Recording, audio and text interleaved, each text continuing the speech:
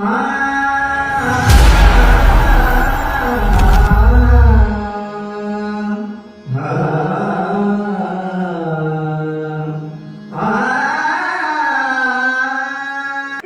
ನಾನು ರಾಜಕುಮಾರಿ ಅನ್ನೋದು ಬಿಡು, ಬುದಿ ಹಾಕುದಲ್ಲಿ ನಿಮ್ ಬುದಿ ಹಾಕ್ಬೇಕು ನೋಡಿ, ಬುದಿ ಕರ್ಕೊಂಡೋಗಿ ಹಾಕ್ಬೇಕು ನಿಮ್ಗೆ. ಅದಲ್ಲ ಆ ವಿಷಯವನ್ನ ಬದಿಗೆ. ರಾಜಕುಮಾರಿ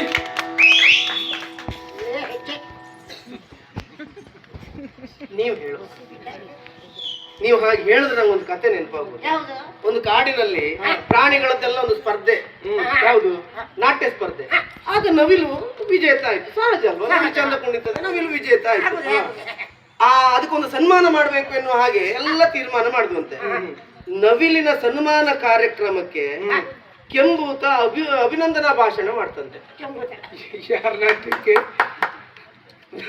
ನವಿಲಿನ ನಾಟ್ಯಕ್ಕೆ ಕೆಂಬೂತ ಅಭಿನಂದನಾ ಭಾಷಣ. ಹೇಗಿರಬಹುದು?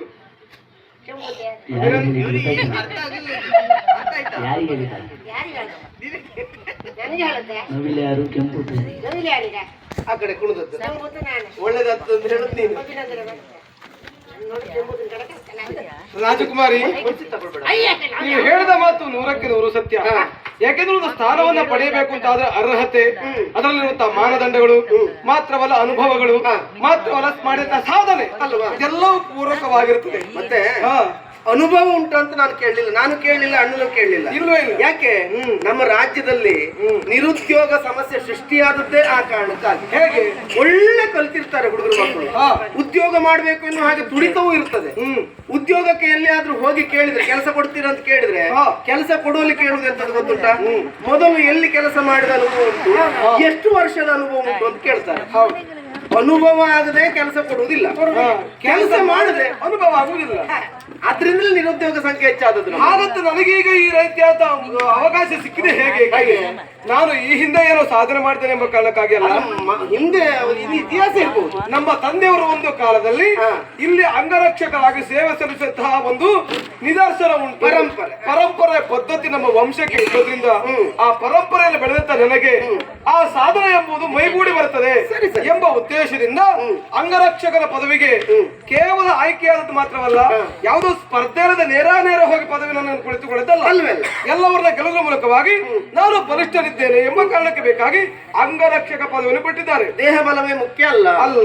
ನೀವೇ ಹೇಳಿದಾಗ ಒಂದು ಪದವಿಯನ್ನು ಅಲಂಕರಿಸಬೇಕು ಅಂತ ಆದ್ರೆ ಅವನ ಜ್ಞಾನ ಬಲವೂ ಬೇಕಾಗುತ್ತದೆ ಅಲ್ವಾ? ತೋಳ್ಬಲವಿದ್ರೆ ಸಾಕಾಗದು, ಆ ತೋಳ್ಬಲವನ್ನು ವಿನಿಯೋಗಿಸುವಲ್ಲಿ ಬುದ್ಧಿಯ ಬಲ ಎನ್ನುವುದು ಬೇಕಾಗುತ್ತದೆ. ನಿಜವಾಗಿ ಹೇಳಬೇಕಾ, ನಮಗೆ ಕೆಲವು ಸಾರಿ ಎಲ್ಲಿವರೆಗೆ ನೀವು ಅನುಮಾನ ಮಾಡಿದ ಹಾಗೆ ನಮಗೂ ಅನುಮಾನ ಬರ್ತದೆ. ಯಾಕೆ ಕೇಳಿ, ನಮ್ಮ ಎಡಬಲವನ್ನೇ ಕೆಲವು ಸಾರಿ ನಂಬಲಿಕ್ಕೆ ಆಗುವುದಿಲ್ಲ. ನಮ್ಮ ಎಡ ಅಂತೂ ನಾವು ನಂಬುದೇ ಇಲ್ಲ. ಆ ಕಡೆ ಅವಳು ಇಲ್ವನ, ನೀ ಎಂತ ಮೈ ಮೇಲೆ ತಗೊಳ್ತೀಯಲ್ಲ? ಅಷ್ಟೇ.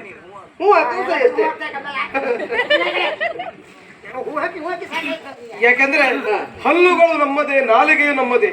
ಆಹಾರವನ್ನು ತಿನ್ನುವಂತ ಕಾಲಕ್ಕೆ ನಮ್ಮ ಹಲ್ಲುಗಳು ನಮ್ಮ ನಾಲಿಗೆಯನ್ನು ಕಚ್ಚುವುದಿಲ್ಲ. ನಿನ್ನ ಹಲ್ಲನ್ನು ನೀನೇ ಕಚ್ಕೊಂಡದ? ನಾಲಿಗೆಲ್ಲ ನಾಲಗೆ. ಅದಕ್ಕೆ ಅವ ಈಗ ಜಾಗ್ರತೆ ಮಾಡುದು. ಏನೇ ಆಗಿರೋದಿದ್ರು ಒಂದ್ 4-5 ಹೊಡೆದು ಹಾಕೊಂಡು ಎಲ್ಲ ತೆಗಿತಿರ್ತಾರೆ. ಹಾಗೆ ಬಿಟ್ಟರೆ ಬೇರೆ ಅಂತದಿಲ್ಲ. ಆಯ್ತಾ, ಅಂಗರಕ್ಷಕ ಪದವಿಯನ್ನು ಅಲಂಕರಿಸುವಲ್ಲಿ ನನಗಿರುವಂತಹ ವಿಶೇಷವಾದ ಅನುಭವವಿಲ್ಲ. ಆದ್ರೆ ಹೇಗಿರಬೇಕು ಮತ್ತೆ ಸಾಮಾನ್ಯ ಕಲ್ಪನೆ ಇದೆ. ಒಂದು ಪದವಿಯಲ್ಲಿ ಕುಳಿತುಕೊಳ್ಳುವಲ್ಲಿ ಆ ಪದವಿಗೆ ಲೋಪ ಬರದಿದ್ದ ಹಾಗೆ ವ್ಯವಹರಿಸುವಲ್ಲಿ ಯಾವಾತ ನಿಷ್ಣಾತನಾಗಿರ್ತಾನೋ ಅವನೊಬ್ಬ ಸ್ಥಾನದಲ್ಲಿ ಕುಳಿತುಕೊಳ್ಳೋದಕ್ಕೆ ಯೋಗ್ಯ. ಆ ಸ್ಥಾನದಲ್ಲಿ ಕುಳಿತುಕೊಂಡು ಜನಮೆಚ್ಚುಗೆಯನ್ನು ಪಡೆದ ಮೂಲಕವಾಗಿ ಜನಮಾನಸದಲ್ಲಿ ಉಳಿಯುವಂತ ಕೆಲಸವನ್ನು ಯಾವಾತ ಮಾಡುತ್ತಾನೋ ಅವೊಬ್ಬ ಸ್ಥಾನದಲ್ಲಿ ಕುಳಿತುಕೊಳ್ಳೋದಕ್ಕೆ ಯೋಗ್ಯನಾಗುತ್ತಾನೆ. ಹೇಗೆ ಕೇಳಿ, ನಮ್ಮ ಒಬ್ಬ ಅಂಗರಕ್ಷಕ ಅಂದ್ರೆ ತನ್ನದಾದಂತ ಬದುಕೆನ್ನುವುದು ಹೇಗೆ ಎಂಬುದನ್ನು ಯೋಚನೆ ಮಾಡಕೂಡದು. ತಾನು ಯಾರನ್ನ ರಕ್ಷಿಸುವುದಕ್ಕಿದ್ದೇನೆ ಎಂಬುದೊಂದೇ ಲಕ್ಷ್ಯವಾಗಿರಬೇಕು.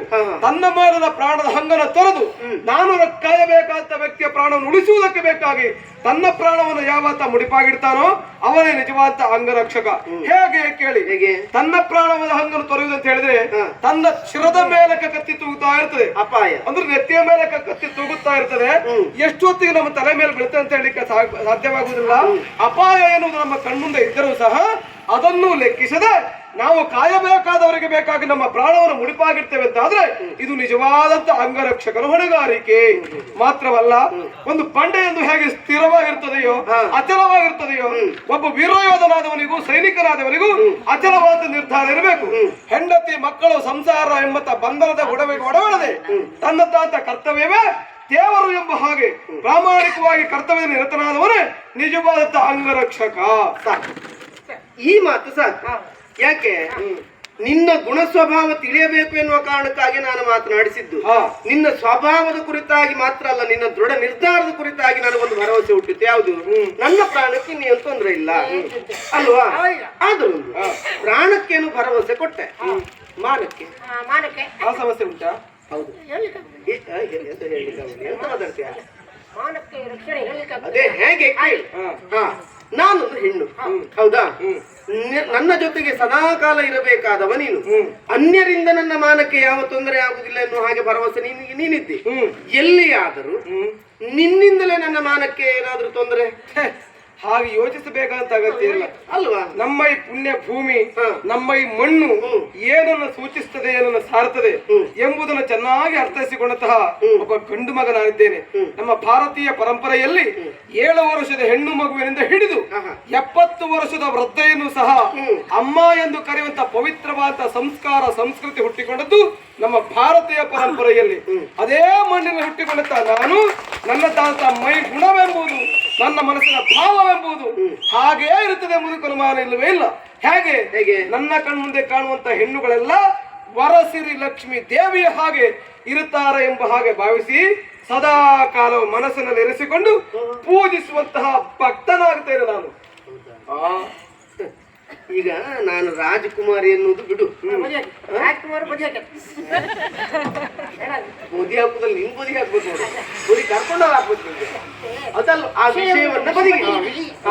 ಇನ್ನು ನೀನೊಬ್ಬ ಅಂಗರಕ್ಷಕ ಎನ್ನುವ ವಿಷಯನ್ನು ಬದಿಗಿಡಿ, ಹೌದಾ? ಈಗ ನಾನೊಂದು ಹೆಣ್ಣು, ನೀನೊಬ್ಬ ಗಂಡು. ನಾನೊಬ್ಬ ಪ್ರಾಯ ಸಮರ್ಥ ಹೆಣ್ಣು, ನೀನೊಬ್ಬ ಪ್ರಾಯ ಸಮರ್ಥ ಗಂಡು.